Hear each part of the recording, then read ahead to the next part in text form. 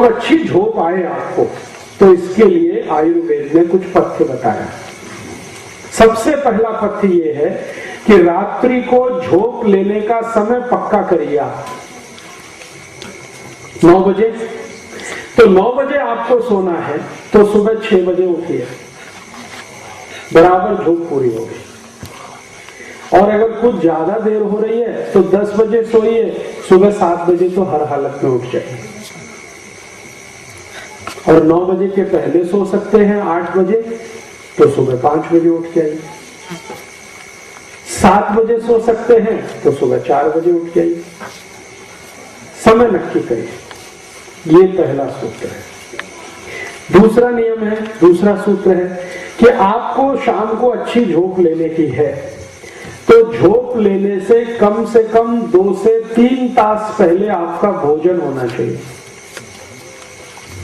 अगर 9 बजे झोप लेना है तो 6 बजे आपको भोजन खाना चाहिए। 10 बजे झोप लेनी है तो 7 बजे आपका भोजन हो जाना चाहिए। ये बहुत आवश्यक है। अगर आप ऐसा करेंगे कि 10 बजे भोजन किया और सीधे झोपने के लिए लेट गए, तो जरूर आपको हृदय घात होगा, कोई नहीं रोक सकता।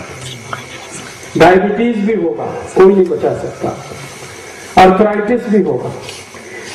खाना खाते ही जो सोने के लिए जाते हैं उनको बहुत तकलीफ आती है। इसलिए आयुर्वेद का नियम यह है कि जब भी आपको सोना है 8 बजे, 9 बजे, 10 बजे आप तय करिए, उसके 3 तास पहले भोजन होना,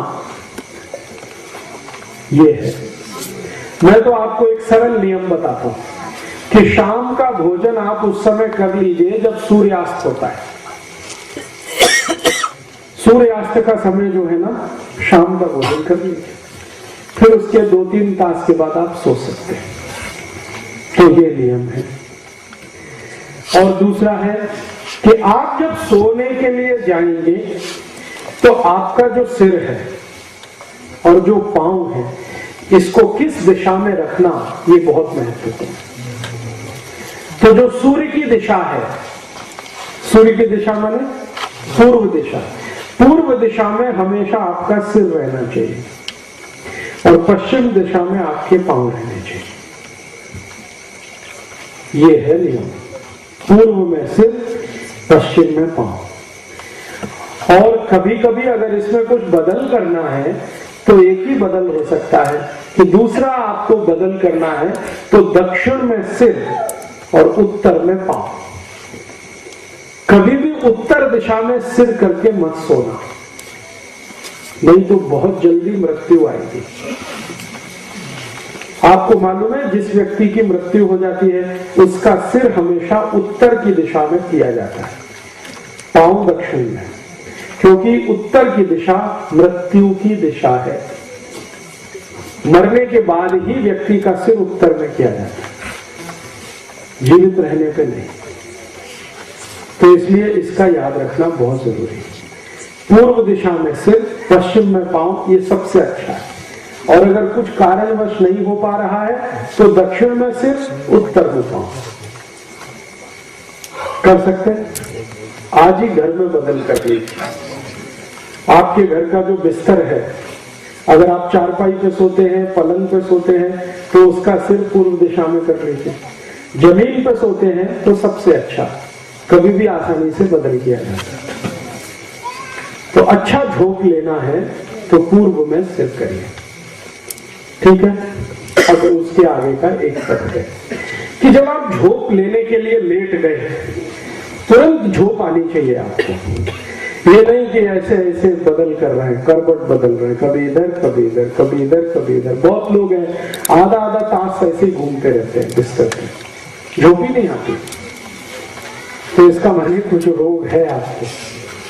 तो तुरंत आपको झोंक आए, इसके लिए एक बहुत सरल पथ्य है आयुर्वेद का कि आप जैसे ही लेट गए तो ये दाहिना नाक है ना, इसको बंद कर दीजिए और बाएं नाक से सांस भरिए और छोड़िए, सांस भरिए, सांस छोड़िए, सांस भरिए, सांस छोड़िए, ऐसे करके।